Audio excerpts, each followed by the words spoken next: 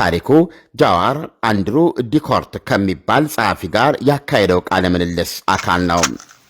አባቴ ሙስሊም ነበር ይላል ጃዋር ሲጀምር።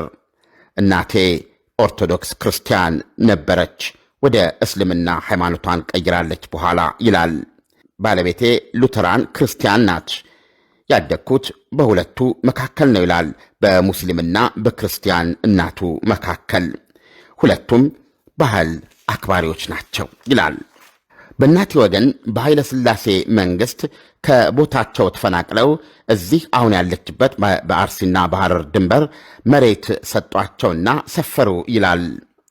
በአባቴና በእናቴ መካከል ስለነበሩት ሁለት ሃይማኖቶች የማስታውሰው ምግቡን ነው ይላል ሲያስታውስ ጃዋር። ያኔ ዕድሜ 6 ወይም ከዚያ በላይ ይሆናል። ከዘመዶቻቸው መካከል አንዱ ቢሞት ሁለቱም ለቅሶ ይደራረሳሉ። ስለዚህ ክርስቲያኖችና ሙስሊሞች የተለያየ የእርድ እንስሶች ካሳረዱ በኋላ ጎን ለጎን ወጥ ይሰሯቸዋል። ያኔ ልጅ ሆኜ አያቸዋለሁ። የሌላውን መንካት እንደማይፈልጉ አስተውል ነበረ። ከኋላቸው ደበቅና በአንድ ብረት ድስት ወይም ሸክላ ድስት የነበረውን ጭልፋ፣ ለምሳሌ የክርስቲያኖቹ ወጥ የተሰራበትን ጭልፋ ከክርስቲያኖቹ ድስት ወይም ብረት ድስት ውስጥ አወጣና ወደ ሙስሊሞቹ ብረት ድስት ወይም ድስት ውስጥ አስገባዋለሁ። ያንኛውን ጭልፋ ደግሞ ወደ ክርስቲያኖቹ እቀይረዋለሁ ይላል ጃዋር ልጅነቱን ሲያስታውስ። ዕድሜ 7 ወይም 8 እንደደረሰ በሁለቱ ሃይማኖቶች መካከል መቻቻል እንደነበረ ተገነዘብኩ። ልዩነቱ እነሱና እኛ መባባላቸው ነበር ይላል። ነገር ግን ለምሳሌ ከክርስቲያን ዘመዶቻችን መካከል አንድ ሰው ቢሞት ወይም ቢያገባ ሙስሊሞች ለሰርጉ ወይም ለሐዘኑ ወደ ክርስቲያኖቹ ይሄዳሉ። የመጡት ወደ ክርስቲያኑ ቤተሰቦች ስለሚሆን ለሰርጉም ወይም ለሐዘን የእነሱ ቁጥር አነስተኛ ነው የሚሆነው። ይሁን እንጂ እነሱም ለሰርጉ ወይም ለሐዘኑ ክርስቲያኖቹ ካረዱት ጋር እኩል የሆነ መጠን ያለው የእርድ እንስሳ ለማረድ ይፈልጋሉ። በዚህን ጊዜ የክርስቲያኖቹ ወገን ጣልቃ መግባት አለባቸው።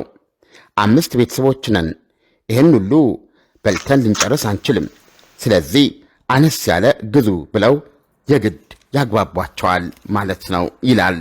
በአባቴ በኩል ያለው ሙስሊሙ የወንድ አያቴ በእናቴ በኩል ወዳለኝ ክርስቲያን የወንድ አያቴ መኖሪያ ቤት ድረስ ከ5 እስከ 6 ሰዓት በሚፈጅ የእግር ጉዞ ይዞኝ ይሄዳል ይላል በልጅነቱ ሲያስታውስ። የአባቴ አባት ያው እንግዲህ በይፋ እምነታቸው እስልምና ስለሆነ መጠጥ መጠጣት አይችሉም፣ የአልኮል መጠጥ። ስለዚህ በእናቴ በኩል የወንድ አያቴ ሚስት ማለትም ሴት አያቴ ለሱ አልኮል የሌለውን ካሪቡን ትቀዳለታለች። ለክርስቲያኑ አያቴ ለባሏ ደግሞ ጠላ ትሰጠዋለች። ታዲያ እኔን ሁሌ የሚገርመኝ ሞቅ ብሎት የማየው ሙስሊሙ አያቴን እንጂ ክርስቲያኑን አያቴን አልነበረም። ታዲያ እኔን የሚገርመኝ ሁሌ ሞቅ ብሎት የማየው ሙስሊሙን አያቴን እንጂ ክርስቲያኑን አያቴን አልነበረም።